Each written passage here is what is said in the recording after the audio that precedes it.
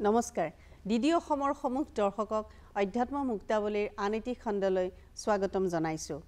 দেৱশিল্পী মহাভাগ দেৱ কাৰ্যন সাধক বিশ্বকৰ্মণ নমস্তুভ্যৈ সৰ্বভীষ্ট প্ৰদায়ক বিশ্বশিল্পী বিশ্বখনিকৰ বিশ্বকৰ্মা দেৱতা তেখেতৰ পূজা ভাৰতবৰ্ষত বছৰে বছৰে উদযাপিত কৰা হয় বৰ উলহ মালহেৰে এই বিশ্বখনিকৰ বিশ্বকৰ্মা দেৱতাৰ পূজাৰ তাৎপৰ্য আৰু ক্ৰমবিকাশ সম্পৰ্কে আলোচনা কৰিবলৈ আজি আমি গুৱাহাটী দূৰদৰ্শন কেন্দ্ৰই অসমৰ দুগৰাকী বিশিষ্ট অতিথিক আমন্ত্ৰণ জনাই আনিছো আমি দৰ্শকসকলক তেখেতৰসকলৰ লগত পৰিচয় কৰি দিবলৈ ওলাইছো পোনপ্ৰথমে মই পৰিচয় কৰি দিবলৈ লৈছো সতীশ চন্দ্ৰ শৰ্মাদেৱক তেখেত অসমৰ প্ৰাথমিক শিক্ষা সঞ্চালকালয়ৰ অৱসৰপ্ৰাপ্ত সঞ্চালক আপোনাক অনুষ্ঠানলৈ স্বাগতম জনাইছো নমস্কাৰ আৰু মই চিনাকি কৰি দিবলৈ লৈছো ডক্টৰ নিপেন্দ্ৰনাথ শৰ্মা মহোদয় তেখেত জালুকবাৰী কৃষ্ণকান্ত সন্দিকৈ সংস্কৃত মহাবিদ্যালয়ৰ অৱসৰপ্ৰাপ্ত অধ্যক্ষ আপোনাকো অনুষ্ঠানলৈ স্বাগতম জনাইছো নমস্কাৰ পোনপ্ৰথমে মই সতীশ চন্দ্ৰ শৰ্মা দেৱৰ পৰা এটা বিশেষ বিষয়ত অলপ মতামত জানিব বিচাৰিছো যে বিশ্বকৰ্মা দেৱতাৰ সম্পৰ্কত আমাৰ এটা ধাৰণা স্পষ্টও অস্পষ্টও তাৰ মাজত দুদুল্যমান অৱস্থাত থাকে সকলোৱে এই বিষয়ে বৰ মানে বিশদভাৱে নাজানে গতিকে মানে বিশ্বকৰ্মা দেৱতানো কোন বা তেখেতৰ এটা সম্যক ধাৰণা এই সম্পৰ্কে আমাক অকমান জনালে ভাল হয় নমস্কাৰ মই প্ৰথমে বিশ্ব কাৰিকৰ বিশ্বকৰ্মা দেৱলৈ মোৰ শতকোটি প্ৰণাম যাচিছোঁ বিশ্বকৰ্মাৰ বিষয়ে জানিবলৈ বিচৰা হৈছে বিশ্বকৰ্মা শব্দটোতেই তেওঁৰ আচলতে পৰিচয়টো ওলাই আছে হয় বিশ্বকৰ্মা বিশ্ব শব্দটোৰ অৰ্থ হৈছে সমগ্ৰ সমস্ত হয় যেনে বিশ্বে দেৱা মানে সকলো দেৱতা বিশ্বকৰ্মা কৰ্মা মানে যে কৰ্মী সকলো কৰ্ম যিয়ে কৰিব পাৰে যিজন সকলো কৰ্মত নৈপুণ্য আছে সকলো কৰ্ম মানে সৃষ্টি কৰ্ম এই ঋগ্বেদ আমাৰ ঋগ্বেদৰ জন্ম হৈছে আজি বহু হাজাৰ বছৰ আগতে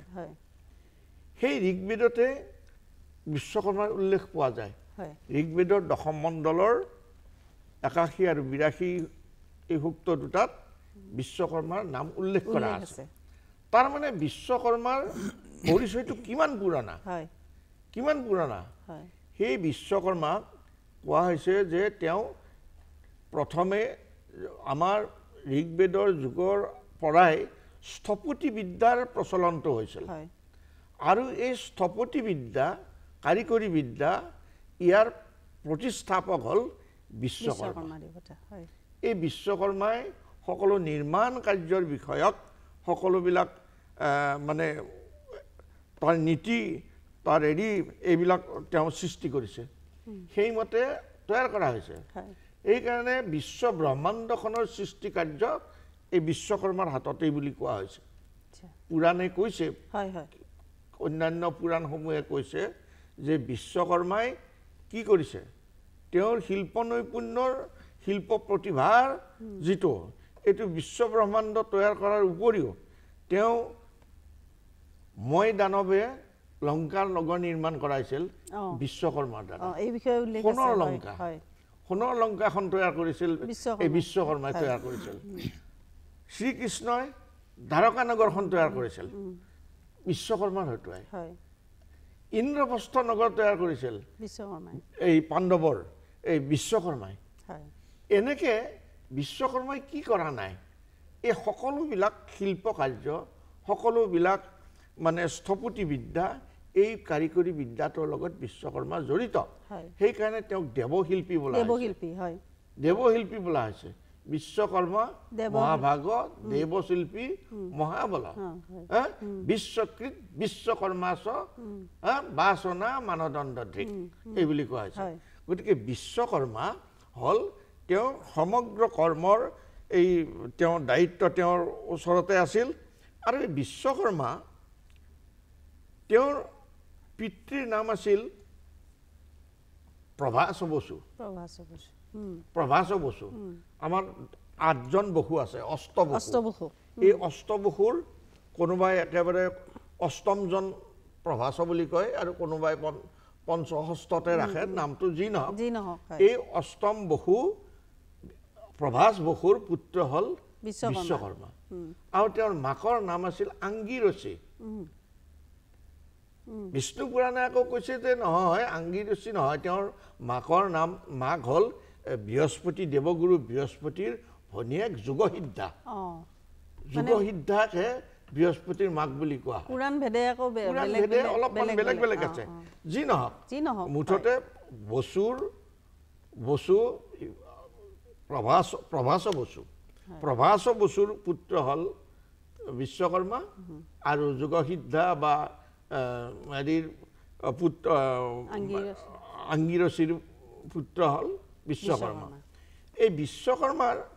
পৰিয়ালটোত পোৱা যায় পুৰাণবিলাকত পোৱা যায় যে 5জন ল'ৰা 4জনী ছোৱালী এনেধৰণেও পোৱা যায় ক'ৰবাত আকৌ অলপ উল্টাকে যে 5জনী ছোৱালী 4টা ল'ৰা এনেকৈও পোৱা যায় মানে বিশ্বকৰ্মাৰ তাই ইয়াৰ বিশ্বকৰ্মাৰ এই সন্তানসকলৰ ভিতৰত এক সন্তান হ'ল নল এজন এই নলে এই ৰামৰ মানে লংকালৈ যে সেতু নিৰ্মাণ কৰিছিল এই সেতু নিৰ্মাণ কৰাৰ মুখ্য মানে হেৰি আছিল অভিযন্তা আজিৰ মতে আমাৰ অভিযন্তা মুখ্য অভিযন্তা আছিল মুখ্য কাৰিকৰ আছিল নল সেই নল হ'ল বিশ্বকৰ্মাৰ পুত্ৰ আৰু এইটোৱে আপুনি ক'ব বিচাৰে যে তাৰমানে বিশ্বকৰ্মা দেৱতা যিটো খনিকৰ বুলি যিটো কয় স্থপতিবিদ মানে এতিয়াৰ যুগত অভিযন্তা মানে সেইটো এটা তেওঁৰ সাংঘাতিক এটা নৈপুণ্যতা বা এটা পাৰদৰ্শিতা আছিল যিয়ে মানে আমাৰ বিশ্বখন নিৰ্মাণ কৰাত এটা যথেষ্ট অৰিহণা আগবঢ়াইছিল এতিয়া ছাৰৰ ওচৰলৈ যাম যিহেতু বিশ্বকৰ্মা বুলি পূজা বুলি কোৱাৰ লগে লগে বা আমাৰ শাস্ত্ৰসমূহত আধ্যাত্মিকতাৰ বিষয়টো সাঙুৰ খাই পৰে গতিকে আধ্যাত্মিক দৰ্শনৰ ফালৰ পৰা আপুনি বিশ্বকৰ্মা পূজাৰ ইতিহাস বা ক্ৰমবিকাশ আপুনি কি ধৰণে বিচাৰ কৰে নমস্কাৰ আধ্যাত্মিক দৰ্শনৰ পৰা ভাবিলে বিশ্বকৰ্মা বেদৰ সময়ৰ পৰা এজন দেৱতা হিচাপে সৃষ্টিশীল হৈ আছে ভগৱান বিষ্ণুৱে পৰব্ৰহ্ম ৰূপে প্ৰথমতে এই সৃষ্টি আৰম্ভ কৰিলে আৰু তেওঁ এই সৃষ্টি কৰিবলৈ লৈ তেওঁ প্ৰথমতে ব্ৰহ্মা বিষ্ণু আৰু মহেশ্বৰ এই 3জন দেৱতা সৃষ্টি কৰিলে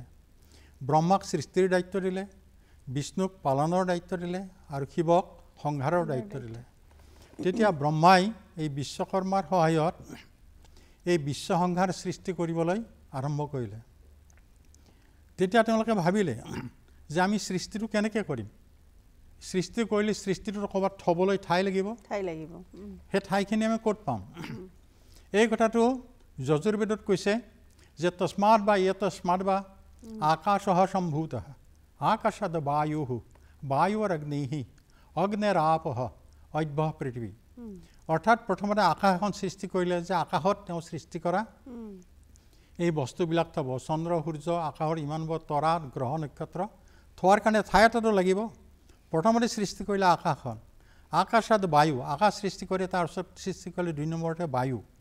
বায়ু মানে জীৱ জীয়াই থাকিবৰ কাৰণে বায়ুটো লাগিবই উশাহ নোলোৱাকৈ কোনো জীৱ জীয়াই থাকিব নোৱাৰে বায়ুৰ অগ্নিঃ বায়ু সৃষ্টি কৰি তাৰপিছত সৃষ্টি কৰিলে অগ্নি মানে অগ্নিৰ প্ৰতিভূ হৈছে সূৰ্য দেৱতা সূৰ্যৰ প্ৰধান কাম দুটা এটা হৈছে পোহৰ আৰু এটা তাপ এই হ'ল অগ্নিৰ আপহ অগ্নি সৃষ্টি কৰিয়েই তাৰপিছত বিশ্বকৰ্মাই সৃষ্টি কৰিলে পানী জীৱ জীয়াই থাকিবৰ কাৰণে পানীটো খাবই লাগিব এইটো হ'ল পানী আৰু অদ্ভঃ পৃথিৱী আৰু তাৰপিছত শেষত সৃষ্টি কৰিলে পৃথিৱী মানে মাটি এই মাটিৰ শৰীৰটো মাটিত মিলিব ধুন পেচ মিছা কিয় লাগিছে কৰিব মিছা দৰ্প মিছাই অভিমান মৰিলেই সকলো সমান শ্মশানেই জ্বলন্ত প্ৰমাণ আমাৰ মাটিৰ শৰীৰ মাটিতেই মিলিব এই শেষত তেওঁ মাটিটো সৃষ্টি কৰিলে তেনেকৈ সূৰ্য চন্দ্ৰ গ্ৰহ নক্ষত্ৰ এইবিলাক সৃষ্টিৰ আদিম পোৱা সৃষ্টি কৰিবলৈ তেওঁলোকে ভাবিলে পৃথিৱী এখন সৃষ্টি কৰিব লাগিব পৃথিৱীখনত কেনেকৈ হ'ব তেতিয়াই তেওঁলোকে এইটো সৃষ্টি কৰিলে যে পৃথিৱীখন যদি এনেকুৱা সমান কৰা হয় এখন প্লেটৰতে কোৱা হয় তেতিয়াহ'লে জীৱবিলাক ইয়াৰ পৰা এনেকৈ গৈ ইফালে সৰকি পৰি যাব গতিকে এনেকুৱা যাতে পৰি নাযায় তাৰ কাৰণে সেই আদিম অৱস্থাতে ব্ৰহ্মা বিশ্বকৰ্মাই তেওঁলোকে চিন্তা কৰি পৃথিৱীখন এনেকুৱা এটা বলৰ নিচিনা বনালে যাতে মানুহ বা অন্য জীৱ জন্তু জীৱালে নাযাওক কিয় প্লেটৰ নিচিনা চাৰিওফালে শেষত গৈ শেষ হৈ নাযায় আৰু এনেকুৱা ধৰণে এটা সৃষ্টি কৰিছে এই বলটোত এটা বৰ উৎকৃষ্ট উদাহৰণ আছে যে মানুহে পৃথিৱীত যেতিয়া খোজ কাঢ়ে ভৰিকেইটা তললৈ থাকে কিন্তু পৰুৱা সি ৱালতো এনেকৈ বগাব পাৰে আৰু চিলিঙতো বগাব পাৰে আমি মানুহে চিলিঙত বা ৱালত এনেকৈ বগাব পাৰোঁ নে নোৱাৰোঁ কথা হ'ল আমিও তেনেকৈ বগাব পাৰোঁ তেনেকৈ বগাব জানো কিন্তু আমি যে জানো সেইটোকেই নাজানো অৰ্থাৎ এইখন পৃথিৱী ইয়াত যেতিয়া মানুহজন আছে ইয়াত মানুহজনৰ ভৰিকেইটা পৃথিৱীত থাকিব আৰু ওপৰ ফালে তাৰ মূৰটো ইয়াত যিটো মানুহ থাকিব ইয়াৰ ভৰিটো ইয়াত থাকিব মূৰটো ইফালে থাকিব আৰু ইয়াত যেতিয়া মানুহ থাকিব তাৰ মূৰটো পৃথিৱীত থাকিব আৰু মূৰটো ইফালে থাকিব মূৰটো ইফালে আছে মানে তলত আছে নে ওপৰত আছে ইয়াৰ কাৰণে ইফালে ওপৰ ইয়াৰ কাৰণে ইফালে ওপৰ ইয়াৰ কাৰণে ইফালে ওপৰ ইয়াৰ কাৰণে ইফালে ওপৰ হৈ যাব গতিকে তল ওপৰ বোলা কোনো বস্তু নাই একেই মূৰৰ ওপৰত আমি ওপৰ বুলি কওঁ ইয়াৰ মানুহটোৰ ইফালে ওপৰ হ'ব ইয়াৰ মানুহটোৰ ইফালে ওপৰ হ'ব ইয়াতো সেই ভৰিকেইটা পৃথিৱীতে থাকিব এই ধৰণে পৃথিৱীটো সৃষ্টি কৰিলে এটা গোলাকাৰ কৰি সৃষ্টি কৰিলে সৃষ্টি কৰি এই তাৰপিছত লাহে লাহে জীৱ জন্তু সেইবিলাক সৃষ্টি কৰিলে এই বিশ্বকৰ্মা দেৱতাৰ হ'ল কি এই আমাৰ ছাৰে কৈছেই যে ঋগবেদৰ দশম মণ্ডলৰ 81, 82 শ্লোকতেই এই বেদৰ মন্ত্ৰবিলাক খুব সুন্দৰভাৱে আছে আৰু সেইটোকে কৈছেই যে বিশ্বকৰ্মণ মহাভাগ সুচিত্ৰ কৰ্মকাৰক বিশ্বকৃত বিশ্বদৃক তঞ্চ ৰচনা মানদণ্ড দৃক বেদৰ মন্ত্ৰ সেই সময়ৰ পৰা তেনেকৈ আছে গতিকে বিশ্বই যেতিয়া এইখন সৃষ্টি কৰিলে এতিয়া তাৰ পৰা গৈ গৈ বিশ্ব যেতিয়া মানুহ গৰু চৰাই চিৰিকটি এইবিলাক হৈ গ'ল কণ্টিনিউৱাছ প্ৰচেছ হৈছে বিশ্বকৰ্মাক একজন দেৱতাৰ ইঞ্জিনিয়াৰ বুলি কোৱা হয় দেৱতাসকলৰ ইঞ্জিনিয়াৰ আৰু সেই গতিকে ভগৱান বিষ্ণুৱে যেতিয়া ৰাম অৱতাৰ ল'লে তেতিয়া লংকাত ৰাৱণে আছিল আৰু ৰাৱণে তেতিয়া কৈছিল স্বৰ্ণ লংকা এখন গঢ়াই দিলে আৰু সেইটো মানে বিশ্বকৰ্মাৰ দ্বাৰা সৃষ্টি কৰা হৈছিল আৰু লংকা জয়ৰ পিছত শেষত লক্ষ্মণে ৰামক কৈছিল যে দাদা ভৰতে অযোধ্যাত থাকক ইমান স্বৰ্ণলংকা ইমান সুন্দৰ বিশ্বকৰ্মাই বনাই দিছে গতিকে আমি ইয়াতেই থাকোঁ আমি আৰু অযোধ্যালৈকে নাযাওঁ তাতে অযোধ্যাত ভৰতেই থাকক আৰু শত্ৰুঘ্ন থাকক তুমি আৰু মই ইয়াতে লংকাত ৰাজত্ব কৰোঁ তেতিয়া ৰাৱণৰ এই স্বৰ্ণলংকাৰ বিষয়ে তেতিয়া উত্তৰ দিছিল ৰামচন্দ্ৰই যে ইয়ং স্বৰ্ণপুৰী লংকা নৰৌষতিমে লক্ষ্মণ জননী জন্মভূমিশ্চ স্বৰ্গাদপি গৰীয়সী মানুহৰ জননী আৰু জন্মভূমি স্বৰ্গতকৈও ডাঙৰ আনৰ মা এজনী যিমানে ভাল নহওক কিয় মোৰ কাৰণে মোৰ মাই শ্ৰেষ্ঠ বৰ সুন্দৰ কথা ক'লে ছাৰ আৰু ইমান সুন্দৰকৈ বুজাই দিলে এতিয়া মই আকৌ সতীশ চন্দ্ৰ শৰ্মাদেৱৰ ওচৰলৈ আহিছোঁ যে আমাৰ যিটো বিশ্বকৰ্মা পূজাৰ এটা উলহ মালহ উৎসৱমুখৰ পৰিৱেশ এটা হৈ থাকে বিৰাজমান সমগ্ৰ ভাৰতবৰ্ষত অঞ্চলভেদেতো বিভিন্ন ধৰণে বিশ্বকৰ্মাক পূজা কৰা হয় কিন্তু বিশ্বকৰ্মাৰ বাহনটো বা বিশ্বকৰ্মাৰ হাতত যিবিলাক তেওঁৰ বস্তু থাকে আমি মানে মৃন্ময় মূৰ্তিটো যিটো আমি পৰিকল্পনা কৰি লওঁ আমি কল্পনা কৰাহে অৱয়ব এইটো এই অৱয়বৰ মানে আচলতে তাৎপৰ্য কিছুমান থাকে যেনেকৈ দুৰ্গা দেৱীৰ হাতত থকা অস্ত্ৰৰ এটা তাৎপৰ্য থাকে ঠিক তেনেদৰে বিশ্বকৰ্মাৰ বাহন বা তেওঁৰ হাতত থকা বস্তুসমূহৰ কেনেধৰণে তাৎপৰ্য বিশ্লেষণ কৰিব আপুনি সকলো দেৱতাৰে হাতত অস্ত্ৰ থাকে বাহন থাকে আমি দেখিছোঁ আৰু কিন্তু তাৎপৰ্যপূৰ্ণ কথা এইটো যে সকলো দেৱতাৰ অস্ত্ৰসমূহ বিশ্বকৰ্মাই নিৰ্মাণ কৰা হয় বিশ্বকৰ্মাই গুৰুত্বপূৰ্ণ কথা বিষ্ণুৰ সুদৰ্শন চক্ৰ ইন্দ্ৰৰ বজ্ৰ তাৰপিছত এই কাৰ্তিকৰ যিটো শক্তি অস্ত্ৰ শিৱৰ ত্ৰিশূল এনেকৈ দেৱতাসকলৰ যিমান অস্ত্ৰ আছে সকলো অস্ত্ৰ বিশ্বকৰ্মাই তৈয়াৰ কৰিছে গতিকে তেওঁৰ হাতত বিশ্বকৰ্মাৰ হাতত অস্ত্ৰ নাই তেনে অস্ত্ৰ নাই তেওঁৰ এহাতে আছে তুলাচনী লগাপাল্লা আৰু এহাতে আছে এটা হাতুৰি এইটোৱে তেওঁৰ যে বিশ্বকৰ্মা তাৰে প্ৰতীক তুলাচনীখনৰ অৰ্থটো হ'ল ইয়াত জ্ঞানৰ কথা বুজাইছে জ্ঞান আৰু কৰ্মক দাগা পাল্লাখনে বুজাইছে দুফালে দুটা যে দুখন পাল্লা আছে তাৰ ভাৰসাম্যতাটো কেনেকৈ ৰাখিব লাগে ভাৰসাম্যটো জ্ঞান আৰু কৰ্মৰ যিটো সমতা খুব সুন্দৰ ভাৰসাম্যটো ৰক্ষা কৰাৰ এই কথাটো বুজাইছে কাৰণ ভাৰতবৰ্ষ হ'ল জ্ঞানৰ স্থলী হয় ভাৰতবৰ্ষ জ্ঞানৰ দেশ গীতাত কৈছে যে নহি জ্ঞানেন সদৃশম পবিত্ৰমিহ বিদ্যতে এই জগতত জ্ঞানতকৈ পবিত্ৰ বস্তু একো নাই গতিকে সেই পবিত্ৰ বস্তুটোক ধাৰণ কৰিছে বিশ্বকৰ্মাই আৰু তেওঁ কৰ্মক ধাৰণ কৰিছে জ্ঞানযুক্ত কৰ্ম এনেকুৱা কৰ্মৰ কথা কৈছে যে যিটো কৰ্ম জ্ঞানযুক্ত হ'ব মানে জ্ঞান নথকা মই বস্তু বুজি নোপোৱাকৈ বস্তুটোৰ জ্ঞান নোহোৱাকৈ কোনো কাম কৰিলে সেই কাম সফল নহয় আৰু তাৰ ফল পোৱা নাযায় সেইকাৰণে সকলো কৰ্ম জ্ঞানসিদ্ধ হ'ব লাগিব এই কথাটো বিশ্বকৰ্মাৰ এইটোৱে বুজাইছে আৰু আনহাতত থকা হাতুৰিটোৱে বুজাইছে যে সকলো নিৰ্মাণ কাৰ্যৰ মই প্ৰতিষ্ঠাতা আৰু সকলো নিৰ্মাণ কাৰ্য ময়েই সংগঠন কৰিছোঁ আৰু এইবিলাকৰ সকলো নীতি নিয়ম আজিৰ যিটো স্থপতিবিদ্যাৰ যিবিলাক এই বিশ্বকৰ্মাৰ নীতিকে অনুসৰণ কৰি তাক ৰিভাইজ কৰি তৈয়াৰ কৰা হৈছে গতিকে হাতুৰিটোৱে সেই নিৰ্মাণ কাৰ্যৰ কথাটো বুজাই দিছে তদুপৰি তেওঁৰ বাহন বিশ্বকৰ্মাৰ বাহনটো হ'ল এটা হাতীটো আমি জানো যে সকলো জীৱৰ ভিতৰত মানে শৰীৰটো প্ৰকাণ্ডকায় মানে তেওঁ ডাঙৰ জন্তুটো আৰু তাৰ শক্তি বেছি সকলো জন্তুৰ ভিতৰত হাতীৰ শক্তিটো বেছি আৰু এই হাতীৰ জ্ঞানো আছে হাতীৰ বৰ সাংঘাতিক জ্ঞান আছে হাতীয়ে বুজি পায় মোৰ মনৰ ভাৱটো হাতী এটাই বুজি পায় এই যে আমাৰ যে হাতী মানুহৰ যে সংঘাতবিলাক চলি আছে এই হাতী মানুহৰ সংঘাতবিলাক চলি আছে আপোনালোকে লক্ষ্য কৰিলে দেখা পাব যে যিবিলাক মানুহে হাতীৰ অহা যোৱা বাট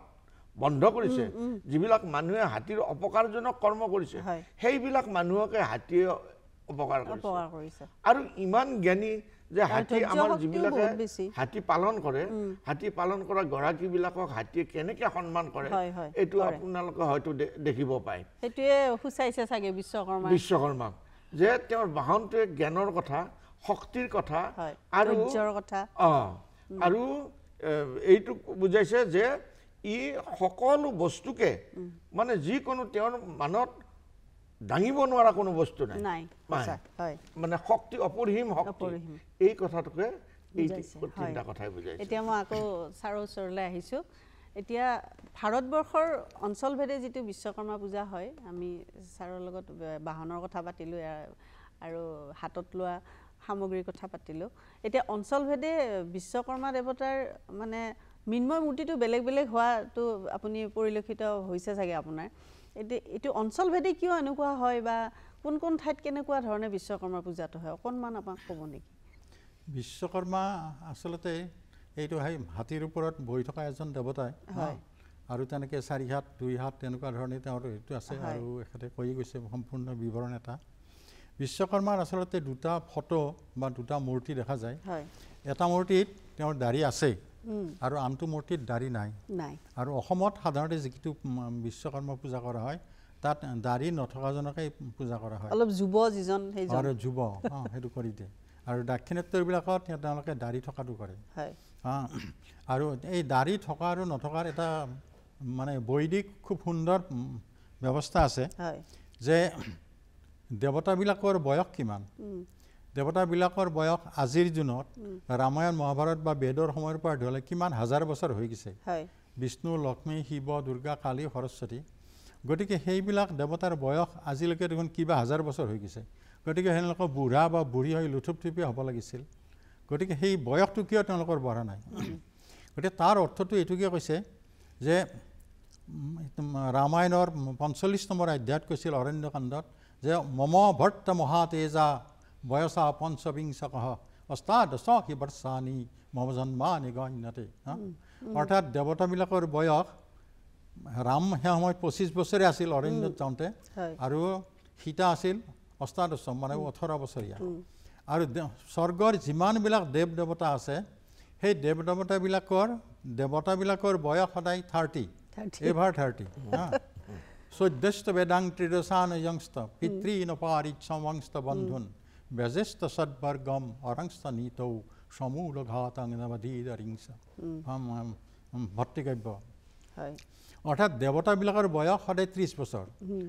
এতিয়া তেওঁলোকৰ কিমান হাজাৰ বছৰ হৈ গৈছে কোনো কথা নাই কিন্তু বয়সটো সদায় চিৰতৰুণ হৈ আছে 30 বছৰ হৈ আছে তাৰে জন মিল্টন চাহাবে তেওঁ পিগমেলিয়ান হেৰি নাটকত এটা কেৰেক্টাৰ দিছিল তাত সেই হেভেন স্বৰ্গৰ বৰ্ণনা কৰিছে তাত দেৱতাবিলাকক মানে সেই মানুহবিলাকক সদায় 30 বছৰ কৰে আৰু মহিলাবিলাক সদায় 18 বছৰীয়া বয়স কিমান হাজাৰ হৈছে তাতেও বিশ্বকৰ্মাৰ মানে বিশ্বকৰ্মা সেইবিলাক তেওঁলোকৰ সৃষ্টিকাৰী বিশ্বকৰ্মা এনেকুৱা কৰিছে যে এভাৰগ্ৰীণ সদায় এটা বয়সত থাকি যাবগৈ সেইকাৰণে এতিয়া বিষ্ণু লক্ষ্মী শিৱ দুৰ্গা এইবিলাক দেৱ দেৱীৰ যেতিয়া পূজা হয় সেই পূজাৰ পাততে মন্দিৰত মূৰ্তি যিবিলাক বনোৱা হয় দেৱতাবিলাকৰ পুৰুষবিলাকৰ বয়স 30 বছৰীয়া আৰু মহিলাবিলাকৰ বয়স সদায় লক্ষ্মী কালী সৰস্বতী এইবিলাকৰ বয়স সদায় 18 বছৰীয়া ছোৱালীজনী যেনেকুৱা তেনেকুৱাই হৈ থাকে আপুনি যিটো কথা ক'লে বৰ সুন্দৰ কথা ক'লে যে বিশ্বকৰ্মা দেৱতাও তেনেহ'লে মানে চিৰতৰুণৰ নিচিনাই হৈ আছে দক্ষিণাতত যদিও তেনেকৈ পূজা কৰা হয় আমাৰ অসমত কিন্তু তেখেতক যুৱকৰ ৰূপতে কল্পনা কৰি পূজা কৰা হয় হয় এতিয়া আকৌ মই সতীশ চন্দ্ৰ শৰ্মাদেৱৰ ওচৰলৈ আহিছোঁ যে আমাৰ আধুনিকতাৰ কবলত আমি উকমুকাই থাকিলেও কিন্তু আমাৰ পৰম্পৰাবিলাক বা আমাৰ আধ্যাত্মিকতাটো এতিয়াও শেষ হৈ যোৱা নাই বিশ্বকৰ্মা পূজাৰ পৰম্পৰা এনেকৈ চলিয়ে আহিছে বা আশা কৰিছোঁ আগলৈ চলিয়ে থাকিব গতিকে এই বিশ্বকৰ্মা পূজাৰ পৰম্পৰাটো যি জনপ্ৰিয়তাটো যিটো হৈছে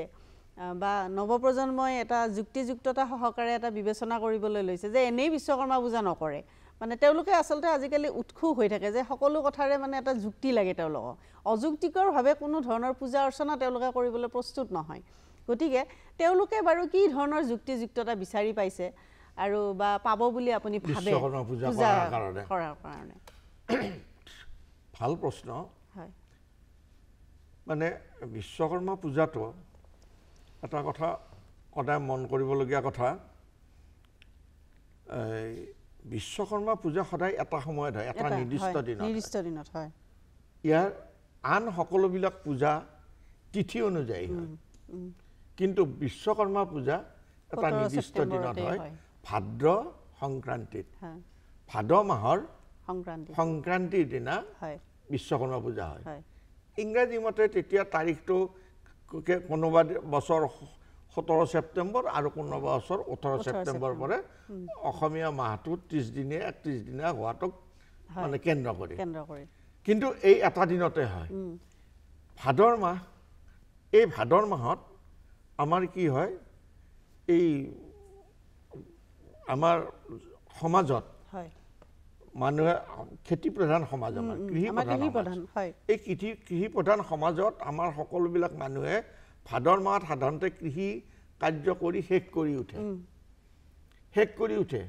কৃষি কাৰ্য কৰি শেষ কৰি উঠাৰ পিছত মানে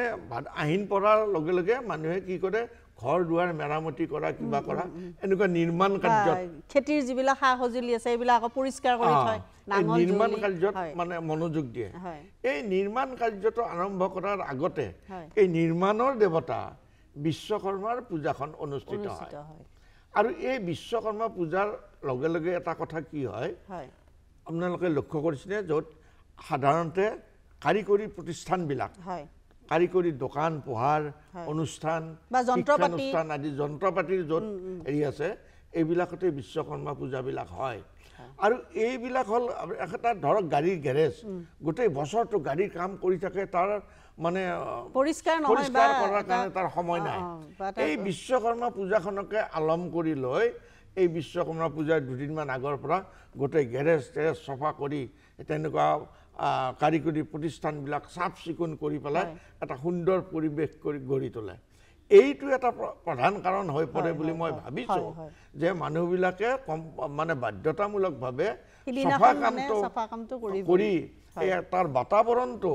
মানে নিকা কৰিবৰ কাৰণে লগতে ধৰক যন্ত্ৰপাতিতে কৰবাত বিসংগতি থাকিব পাৰে বা গাড়ীখনতে কিবা এটা মেচিন টেচিনবিলাক ধুনীয়াকৈ চাফ কৰে সেইদিনাখন আমি যেতিয়া মানে আমাৰ এতিয়াৰ ভাষাত ক'বলৈ গ'লে ছাৰ্ভিচিং আৰু এটা প্ৰকাৰৰ যে আমি গোটেই মানে যন্ত্ৰপাতিবিলাকৰ আমি সেইদিনাখন ছাৰ্ভিচিং কৰিলোঁ মানে দেৱালীত যেনেকুৱাকৈ দেৱালীৰ আগে আগে এই আমাৰ মানুহবিলাকে বিশেষকৈ মাৰোৱাৰী সম্প্ৰদায়ৰ লোকবিলাকে ঘৰ দুৱাৰ চফা কৰি ৰং চং দি দোকান চোকান আমাৰ মানুহবিলাকে এই কাৰিকৰী দিশৰ মানুহবিলাকে যন্ত্ৰপাতি এই সকলোবিলাক চাফ চিকুণ কৰি লৈ মানে সচল এটা নতুন উদ্যমেৰে আগবাঢ়ি যায় বৰ সুন্দৰ আচলতে অনুষ্ঠান ইমান সুন্দৰ বিষয় এটা আলোচনা কৰিবলৈ আমাৰ সময় বহুত কমেই হৈছে তথাপি আপোনালোকৰ পৰা বহুখিনি কথা আমি জানিব পাৰিলোঁ বা আশা কৰিছোঁ দৰ্শকেও জানিব পাৰিছে আপোনালোকলৈ বিশেষভাৱে ধন্যবাদ আৰু কৃতজ্ঞতা জনালোঁ আৰু